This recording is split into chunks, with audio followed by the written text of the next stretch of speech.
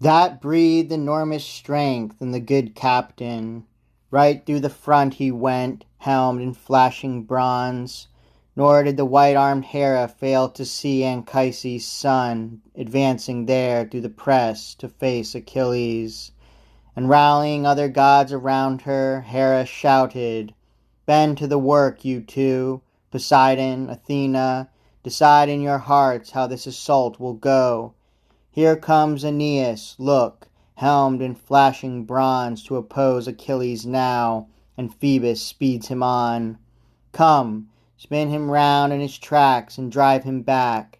That, or else one of us might stand beside Achilles and lend him winning force. His courage must not flag.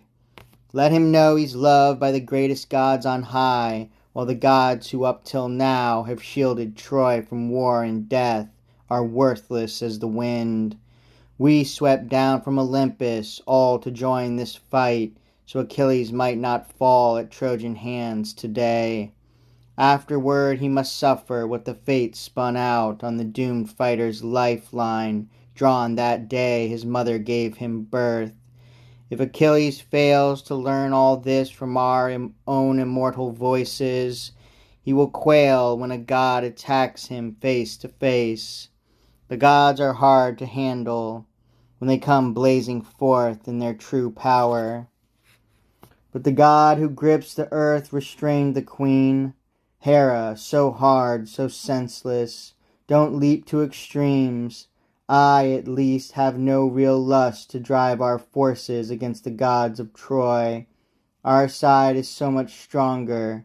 Come now, let us move off and settle down together, far from the trampled field. Take a lookout post and leave the war to mortals. But if Ares or Phoebus cares to start things off, if they block Achilles and keep him out of action, they will have a fight on their hands, then and there, an all-out fight with us. But not for long, I trust. They will soon break off and slink back to Olympus, home to the gathered gods who wait their coming, overwhelmed by the crushing power of our fists.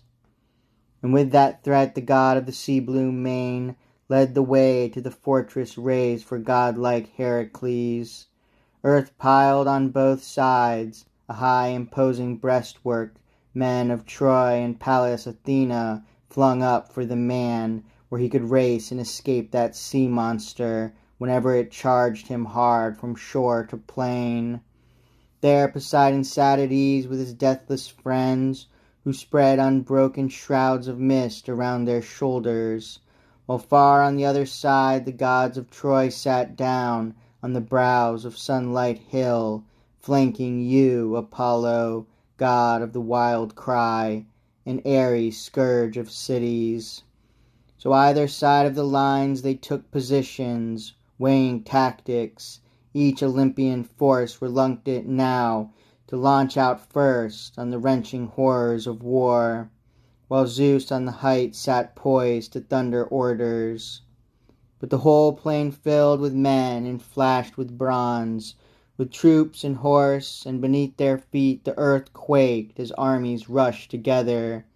And now in the no-man's land 2 champions, greatest of all, strode and closed, both men burning for battle, Aeneas son of Anchises, and brilliant Achilles.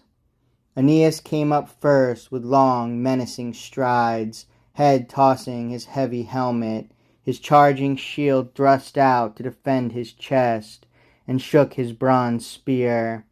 But over against him came Achilles, rearing like some lion out on a rampage, and a whole town of men has geared for the hunt to cut him down.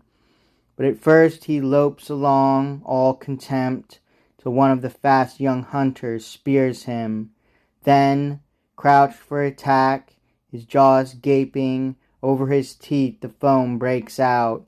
Deep in his chest the brave heart groans. He lashes his ribs, his flanks and hips with his tail. He whips himself into fighting fury, eyes glaring, hurls himself head on. Kill one of the men or die, go down himself at the first lethal charge. So now magnificent pride and fury lashed Achilles to go against Aeneas, the great-hearted fighter. As they closed on each other, both in range, the matchless runner Achilles opened up. Aeneas, why so far from your own ranks, standing all exposed? Does your courage really drive you to challenge me in hopes of ruling your stallion-breaking friends and filling Priam's throne? Even if you killed me, would Priam drop his crown in your hands for that? The king has sons, he's sound of limb, no half-wit either. Or have the Trojans sworn to carve you a fine estate, the choicest land in the realm, rich in vineyards and good tilled fields for you to lord it over, if only you kill me? Ah, but I think you'll find the work quite taxing. I seem to remember once before you fled my spear. Or have you forgot the time I caught you all alone? I cut you off from your flocks and sent you scurrying down the slopes of Ida, running for dear life, legs driving, never a look behind. And you escaped that time, you fled to Lyrnessus' walls, but at one charge I sacked the place with Athena's help and Father Zeus. I tore the day of freedom away from all the women, dragged them off as slaves. Zeus saved you then, and other gods joined in, but he won't save you now, I'd say. Though the hope goes racing through your mind, go back to your own rank and file, I tell you. Don't stand up against me, or you will meet your death. Even a fool learns something once it hits him.